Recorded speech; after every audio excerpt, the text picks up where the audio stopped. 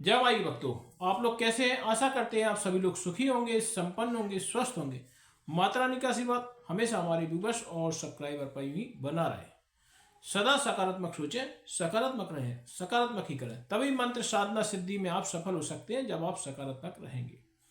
तो चलिए, अगर आप हमारे चैनल पर पहली बार विजिट कर रहे हैं तो आप हमारे चैनल को लाइक करें, सब्सक्राइब कर दें, शेयर कर दें, बेल आइकन घंटी का निशान दबाना तो आप बिल्कुल भी ना भूलें, पूजा वाली घंटी का निशान, और उस पर भी आप ऑल कर दें, जिससे जो भी नया वीडियो डालेंगे हम उसका नोटिफिकेशन आपके पास पहले से ही पहुंच जाएगा।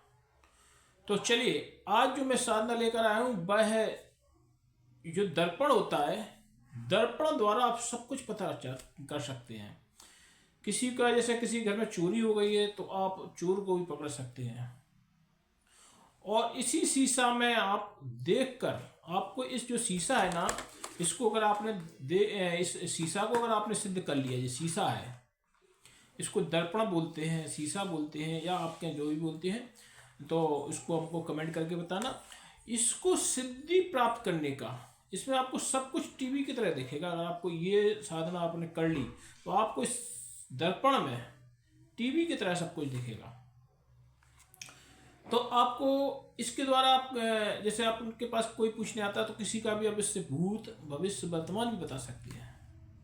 तो शीशे द्वारा, दर्पण द्वारा सिद्धि कैसे प्राप्त की जाती है, ये थोड़ा सा इसका विधि विधान आप समझ लें, कैसे इसका नैवेद्य रहेगा। शीशा में भी एक इंद्रायणी नाम की शक्ति का वास रहता है।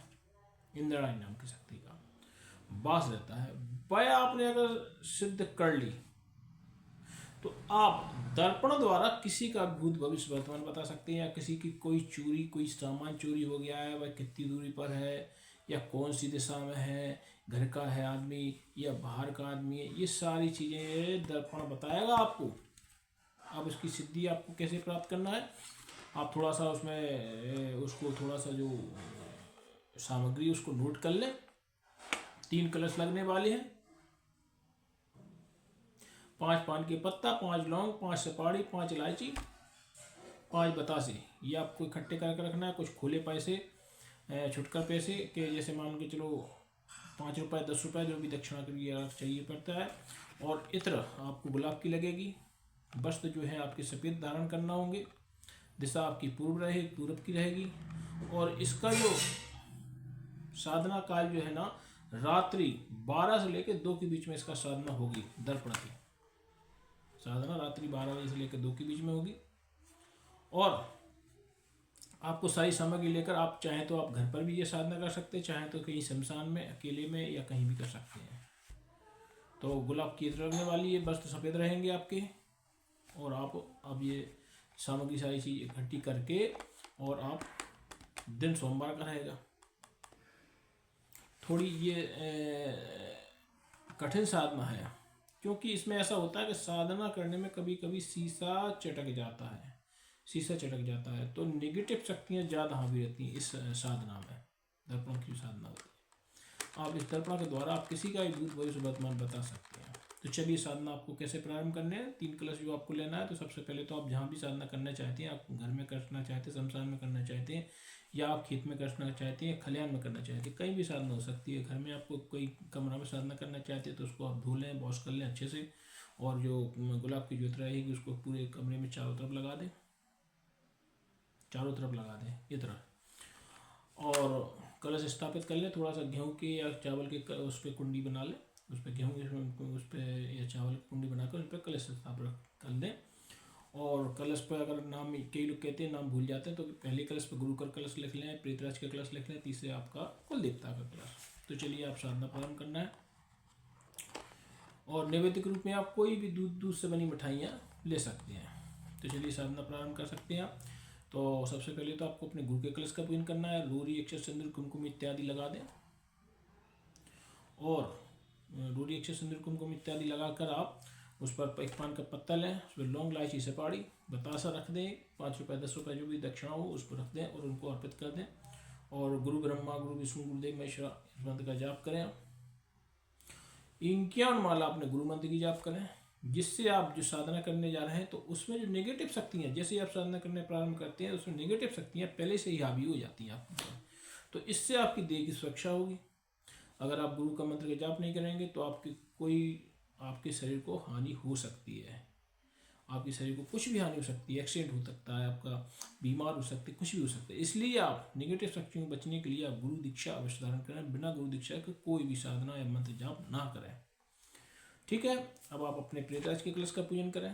प्रेतराज के चंदन अक्षर, रोड़ी, कुमकुम, नक्षत, पुष्प चढ़ा दें और एक पान का पत्ता लें, लौंग, इलायची, सुपारी। देखो, कोई भी तंत्र या मंत्र साधना में लौंग और इलायची का विशेष उपयोग है। मैं इसलिए हर बार बोलता हूँ इसका प्रसाद तो लगने ही लगना है। तो एक पान के पत्ते पर लौंग, इलायची, सुपारी रख दें, 5 रुपये 10 रुपये दक्षिणा रख दें और अपने प्रेतराज से आज्ञा ले लें, हे प्रेतराज, आप हमारे कुल के हैं, मैं फलानी चीज़ की साधना करने जा रहा हूँ, आप मुझको साधना प्रदान करें, आशीर्वाद प्रदान करें जिससे मैं साधना में सफल हूँ। प्रेतराज को आपने चढ़ा दें, 5 रुपये 10 रुपये दक्षिणा चढ़ा दें, वो पान का पत्ता चढ़ा दें। आपने कुल देवता के कलश, देखो हम कहते हैं हर किसी परिवार का एक या तो किसी की कुल देवी होती हैं या किसी का कुल देवता होते हैं। अगर इनको भी आप नहीं पूजेंगे या घर देवता घर से ही पूछते हैं, बराबर कहते हैं कोई भी गुरु आपको नहीं बताता कि कुल देवता की पूजा की नहीं हो कैसे सिद्धि प्राप्त कर लेंगे। वे अटोरी टपोरी बैठी वे साधनाएं फेंक रहा है सीधी सीधी लो साधनाएं, पर जब विधि विधान ही नहीं पता, उनको विधि विधान ही नहीं पता कि कैसे मतलब कुल देवता की पूजा होती है, कुल देवता को पूजना जरूरी होता है, प्रेतराज को पूजना जरूरी होता है। प्रेतराज को नहीं पूछोगे तो भी आप साधना सिद्धि नहीं होगी, और आप गुरु को नहीं पूजेंगे तो भी आपको साधना सिद्धि, प्रथम तो आपको गुरु ही होता है, अगर उनको नहीं पूजेंगे तो साधना सिद्धि प्राप्त नहीं होगी।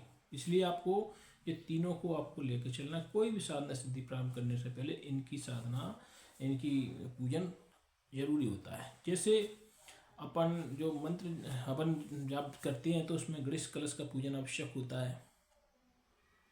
तो इसी प्रकार अलग अलग लाइनें होती हैं, उनमें अलग अलग पूजा विधि होना जरूरी होती है। तो इसमें जो है ना विशेष रूप से आपके गुरु, प्रेत और कुल देवता का पूजन आवश्यक होता है।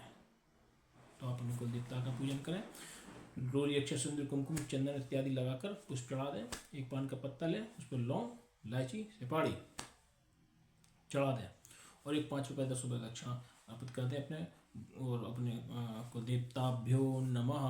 कुलदेवता आशीर्वाद ले लें कि मैं आपकी संतान हूँ, मैं आप हमारे कुलदेवता हैं, अब मैं आपकी संतान हूँ और मैं फलानी चीज़ की साधना करने जा रहा हूँ, आप मुझको आशीर्वाद प्रदान करें। ऐसा आप बोलते हुए साधना में आगे बढ़ते जाएंगे।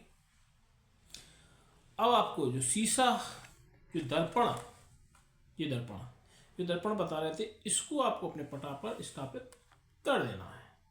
इसको आपको पटा पे स्थापित कर देना है और पटा पे स्थापित करने के बाद इस जो दर्पण है ना, दर्पण के यहाँ पर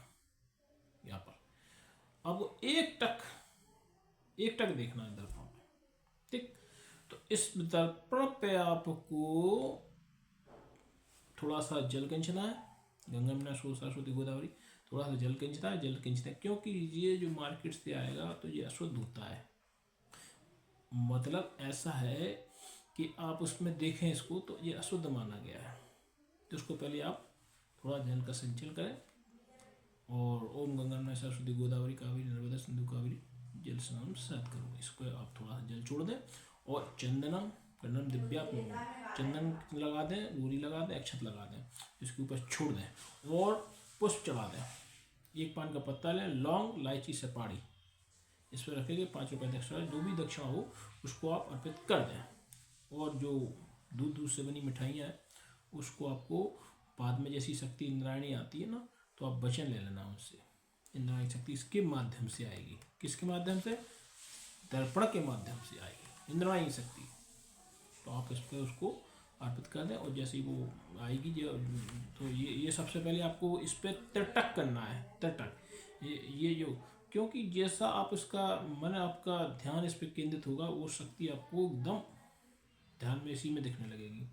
तो आप वो इसको बीचों बीच ये दिख रहा है, यहाँ पर तिलक लगाना है, यहाँ पर तिलक लगाना और इसी के नीचे आपको देखना है एक टक होके, जिसको त्रिटक बोलते हैं, त्रिटक। तो आपको दर्पण में अपनी आकृति आँख की उसमें दिखेगी, उस आँख को आपको लगातार एक टक देखना है। और जो मैं मंत्र दे रहा हूँ, इस मंत्र को आपको 1,81,000 बार जाप करना है। इस मंत्र का 1,81,000 बार जाप करना है। जैसे ही आप जाप करेंगे, आपको इसमें आपको टीवी की तरह, जैसे टीवी चलती है ना या मोबाइल चलता है, तो इसमें टीवी की तरह आपको कुछ शक्ति नजर आएगी। पहले तो एक धुआं उड़ेगा, धुआं सा उड़ता हुआ नजर आएगा।